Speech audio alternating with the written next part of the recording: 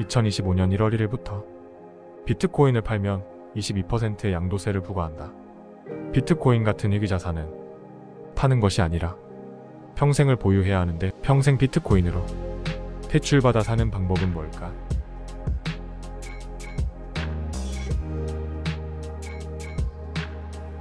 전제 조건이 있는데, 첫째, 희소자산은 파는 것이 아닙니다. 여러분이 비트코인의 가치를 깨우친 사람이라면 비트코인은 세계에서 가장 독보적인 희소자산인 것을 알 것입니다. 공급이 2100만 개로 고정되어 있고 현물 ETF도 출시된 마당에 비트코인이 대중들에게 알려질수록 달러 혹은 원화로 환산한 비트코인의 구매력은 계속해서 오를 것입니다. 즉, 공급량이 고정되어 있고 수요가 계속해서 증가하기 때문에 오른다고 보면 됩니다. 만약 비트코인을 판다면 비트코인은 2100만 개밖에 없는데 전세계 인구는 80억 명입니다. 많은 사람이 다시 가지고 싶어 하기에 한번 팔면 다시 얻기가 매우 어려울 것입니다. 그럼 희소 자산은 파는 것이 아닌데 팔아서 현금화하는 것이 아니라 어떻게 평생 담보대출로 먹고 살 수 있을까요? 한국에서도 2025년 1월 1일부터 비트코인을 팔고 원화 환산 시 양도세를 내게 되는데요. 만약 10만 불 어치의 비트코인을 판다면 세후 7만 8천 불이 남게 됩니다.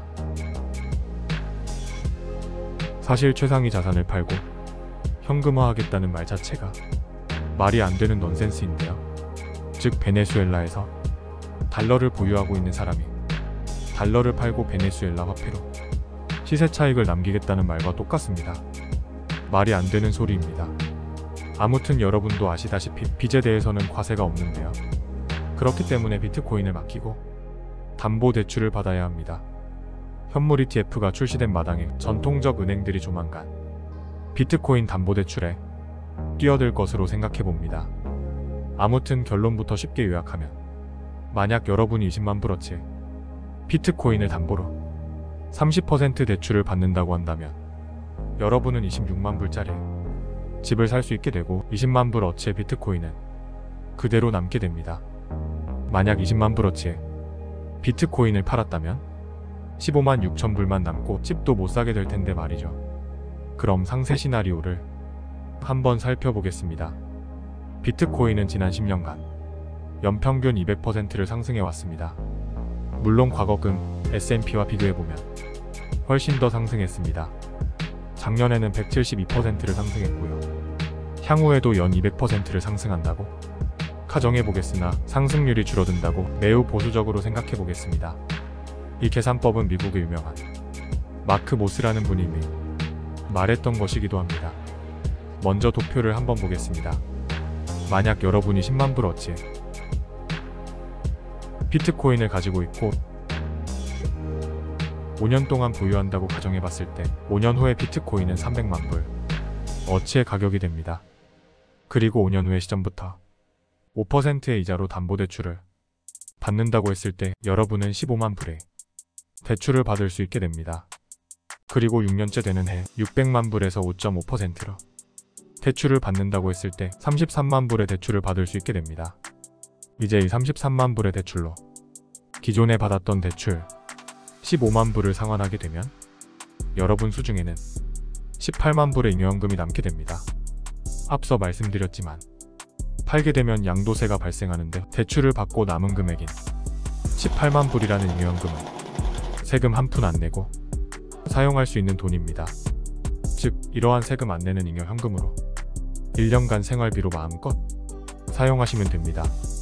이렇게 하여 10년째 되는 해 여러분은 1600만 불 상당의 구매력을 가지게 됩니다. 10만 불에 해당하는 비트코인의 가격에 10년 차에는 1600만 불 상당의 가격이 되는 것이죠. 즉, 소유하고 있는 비트코인의 개수는 오르지 않지만 달러 혹은 원화로 환산한 구매력이 오른다는 뜻입니다. 만약 여러분이 은행 계좌에 10만 불을 예금해 두었다면 10년이 지나도 10만 불인데 인플레이션으로 인해 실제 구매력은 8만 불, 7만 불 혹은 그 이하로 떨어지게 될 것입니다. 요약하면 10만 불 상당의 비트코인을 보유하고 있으면 10년 후에 비트코인 구매력은 1498만 불이 되고,